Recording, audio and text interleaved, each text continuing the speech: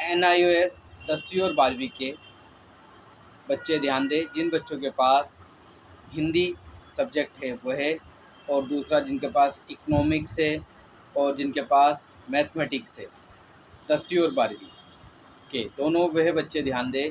आपको एक क्वेश्चन आता है पाई चार्ट। अब इकोनॉमिक्स और मैथ्स वाले तो समझ सकते हैं कि भाई उनके पाई चार्ट आता है, लेकिन हिंदी वाले बच्चे कंफ्यूज होते हैं कि हमारे में मैथ्स का क्वेश्चन क्यों आएगा। लेकिन आपके ग्रामर में कई बारी ये टॉपिक आया है पेपर में, और कई बच्चों को इसका आभास नहीं था, पता नहीं था, इसी कारण वे पेपर में वह सामान नहीं लेके जाते जो उनको ज़रूरत होती है। अब पाई चार्ट बनाने के लिए किन चीज़ों की ज़रूरत होती है ये आपको पता भी होना चाहिए, क्योंकि आप पेपर देने जब जाए हिंदी का तो आपके पास ये सामान भी होने चाहिए। पूरा ज्योमेट्री बॉक्स आपके होना चाहिए, जिसमें आपका प्रोटेक्टर, जिसे आप याला स्केल आप देख रही हो, आपके पास होना चाहिए। सेकंड, नॉर्मल स्केल आपके पास होना चाहिए। थर्ड, आपके पास प्रकार होना चाहिए। इन तीनों की सहायता से आप पाई चार्ट के क्वेश्चन को ईजिली कर सकते हैं। अगर आपके पास ये सामान नहीं है और क्वेश्चन आपको आता होगा तो आपका वो क्वेश्चन छूट जाएगा। तो इन चीज़ों के लिए आप ध्यान में रखें। आप हिंदी के क्लास में, हिंदी के पेपर में भी इन सामान को साथ लेकर जाएंगे और पाई चार्ट को बनाना सीखें। इसके लिए मैंने अपनी क्लास में समझाना है कि पाई चार्ट हम कैसे बनाएंगे, तो आपको भी मैं समझाता हूँ कि चलिए आप भी सीखिए मेरे साथ, और क्लास में हम समझाएंगे बच्चों को पाई चार्ट का कि कैसे बनाते हैं और कैसे उसको करना है। आप भी इस चीज़ के लिए चलिए क्लास में चलते हैं और सीखते हैं। Pie chart. अब पाई चार्ट का दूसरा नाम ये NIOS में बदल के आया और बच्चे उसको छोड़ के आ गए, वो नाम भी आपको पता होना चाहिए। ब्रैकेट पे लिख देता हूँ, वृत्त आरेख। मतलब कि आपका पाई चार्ट आए या वृत्त आरेख आए, आंसर आपका सेम आएगा जो जिस तरीके से आप करते हो। ठीक है। पाई चार्ट मतलब कि एक आपको सर्कल के अंदर जो भी वैल्यू है उनको ड्रॉ करना है और उनकी जो परसेंटेज है उसके अकॉर्डिंग उसको बांटना है। अब ये जो सर्कल है, आपने मैथ्स में बहुत बारी पढ़ा होगा कि इसका टोटल जो होता है कितना होता है, 360। ये टोटल कितने का सर्कल होता है, 360 डिग्री। अब 360 में से ही हम अपनी एक कुछ वैल्यू लेंगे, उसमें से ये देखेंगे कि इस 360 में से कौन सा जो पर्सन है वो कितने पार्ट लेकर गया, और उसी के अकॉर्डिंग हमारा एंगल ड्रॉ करके उसके अंदर ये डिवाइडेड हो जाएगी। तो एक क्वेश्चन आपको आएगा, जैसे कि मान लीजिए मैं कक्षा के अकॉर्डिंग या क्लास के अकॉर्डिंग या कुछ भी ले लेता हूँ। आपका टेबल में क्वेश्चन आया, यहाँ पे आ गए विषय, विषय में, और इधर आ गए मार्क्स। ठीक है, इधर आ गए नंबर। अब हिंदी, इसमें आपके मान लीजिए आए 40। ठीक है। इंग्लिश, इसमें आपके आगे 60। मैथ्स 50, और साइंस इसमें अभी आपके आगे ये मान लीजिए चलो आपके आगे 70 और ये आगे 30। इनका आपको बोल दिया कि पाई चार्ट द्वारा दर्शाइए या वृत्त आरेख द्वारा दर्शाइए ये वैल्यू को। तो ये वैल्यू के लिए सबसे पहला काम आपने जो करना है वो ये करना है, इन सबका टोटल करना है। जो आपका एक टोटल होगा उसी से आपकी वैल्यू डिवाइडेड हो जाएगी। इसका टोटल है 200। टोटल कितना है, 200।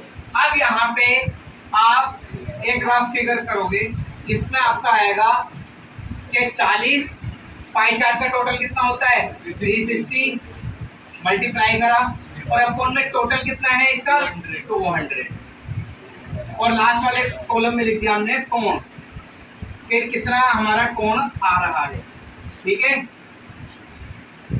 तो अब ये आपने इसको डिवाइड करना है, 0 से 0 कट हो गया, फिर 0 से 0 कट, अब ये 2 से 2 2 बचा और 36, इनको मल्टीप्लाई करा तो 72। पहला एंगल कितना आ गया 72 degree. Second 60 multiply by 360 upon में 200। 200 क्या है टोटल है, 360 क्या है पाई चार्ट का टोटल, सर्कल का टोटल, और ये 60 यहाँ से वैल्यू आ गई। इसका डिवाइड करा 0 से 0 काट, 0 से 0 काट, 2 से 1 और 6 को 2 से काटा 3, 36 को 3 से मल्टीप्लाई करा कितना आया 108, कितना आया 108। 70 मल्टीप्लाई हुआ 360, ठीक है। इसके बाद आपका आया 200, 0 से 0 कट, 0 से 0 कट। अब 2 से 7 नहीं कट रहा तो आपने 2 से 36 को काटा 18 और ये 1, 18 को 7 से मल्टीप्लाई करा कितना आया बताइए, जल्दी बताओ।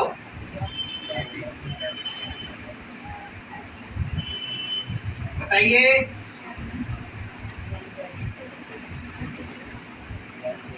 कितना आया 126। किससे डिवाइड मल्टीप्लाई करा 18 को 7 से। कई बच्चे इसमें कंफ्यूजन में हैं क्योंकि आपका जो मैथ्स है इतनी कमजोर है कि आपको मल्टीप्लाई करने में डिवाइड करने में दिक्कत आएगी।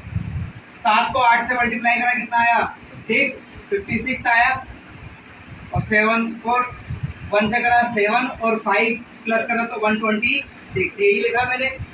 यहाँ पे कितना है 3 मल्टीप्लाई बाय 360 अपॉन में 200, 0 से 0 कट, 0 से 0 कट, 2 से फिर 18, 18 को 3 से करा 54, ठीक है। अब ये आंसर सही है या नहीं इसको चेक आप हाथों हाथ कर सकते हो, क्योंकि इसका टोटल 360 आना चाहिए। अगर 360 टोटल आ रहा है तो हमने जो ये वैल्यू निकाली है सही है। अगर 360 इसका टोटल नहीं आया तो आंसर गलत आ रहा है। तो आपको अगर आपको चेक करना हो हाथों हाथ कि मैंने जो एंगल निकाले हैं वो सही है या गलत है, तो इसका टोटल आपका 360 आना चाहिए। तो इससे क्या हो जाएगा, आपको ये कंफर्म हो जाएगा कि आपने जो एंगल निकाले वो सही है। अब इन एंगल को ड्रॉ करना है आपने सर्कल यानी कि पाई चार्ट के जरूर। तो आपने क्या करना है, कंपास प्रकार जिसे आप बोलते हैं वो आपके पास सबके पास है। तो आप इसको एक सर्कल बनाएंगे, उस सर्कल पे कैसे ड्रॉ करना है वो आप देख लीजिए। ये वैल्यू मैं यहीं की छोड़ रहा हूँ और ये सब मिटा देता हूँ, ठीक है। तो इसको मैंने यहाँ से रफ कर दिया, ये एंगल मैंने इधर रख लिए। पहला एंगल कितना था 72, 108, 126, 54, ये एंगल आ गए जिसे आप कोण बोल रहे हैं। अब यहाँ पे हमने एक सर्कल ड्रॉ करा, ठीक है। अब जब आप सर्कल बनाएंगे तो यहाँ पे प्रकार रख के जैसे आपने सर्कल बनाया होगा ये मिड पॉइंट हो जाता है, जहाँ पे आप प्रकार रखते हैं। इस मिड पॉइंट से आपने क्या करना है, हाफ लाइन ड्रॉ करनी है। क्या करनी है, हाफ लाइन ड्रॉ। इस सर्कल से लेके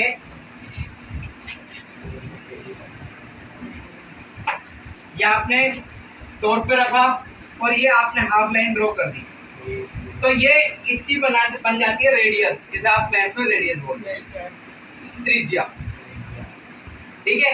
अब ये आपके पास प्रोडक्टर होता है जिससे आप एंगल को ड्रॉ करेंगे। ये आप देख सकते हो, ये रहा।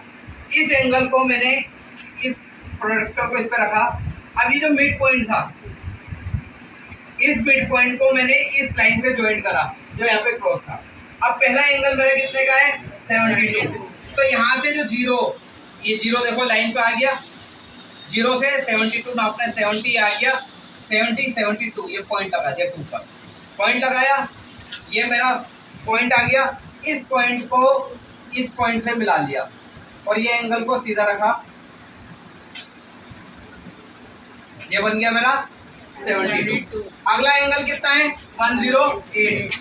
अब ये मेरा एंगल चेंज हो गया, जो इसका रेडियस था अब इधर से उठ के जो इसका बेस था, बेस जिसको आप आधार बोलते हैं इंग्लिश हिंदी में, वो बेस आधार उठ के इधर आ गया। अब मैंने लाइन किस पे रखी, इस पे, यहाँ से 108 नापा 100, ये रहा 108, ये आ गया 8, दिखाइए, तो ये पॉइंट बन गया। अब यहाँ से ये देखिए, ये पॉइंट से पॉइंट मिलाया,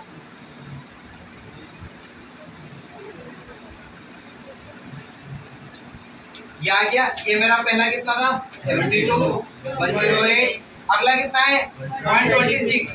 अब बेस मेरा पहला ये था, दूसरा ये हो गया, अब तीसरा बेस क्या आ गया, ये जो अब मैंने अब लाइन खींची, इसको मैंने इस तरीके से रखा, ये पॉइंट पे रखना है। अब यहाँ से 126 कितना 126 125 126 ये मेरा ये आ गया। यहाँ पे ये डॉट लगाया और इस पॉइंट से मिलाकर ये 126 का कर दिया। तो ये 126 और ये कितना बचा 54। अब यहाँ पे आपने क्या करना है, नाम लिख देना है, हिंदी, इंग्लिश, मैथ, साइंस। ये आपका जो आंसर है ये आएगा 4 नंबर या 5 नंबर। अगर ये 5 नंबर में आता है तो आपका 1 नंबर इसका है, 4 नंबर इसके है। 4 नंबर में आता है 1 नंबर ये एंगल निकालने के और 3 नंबर इसके बनाने के। तो मेन पॉइंट क्या है आपका, पाई चार्ट को बनाना सही से। तो आपको ये दिखा, सबसे बिल्कुल क्लियर है सबको।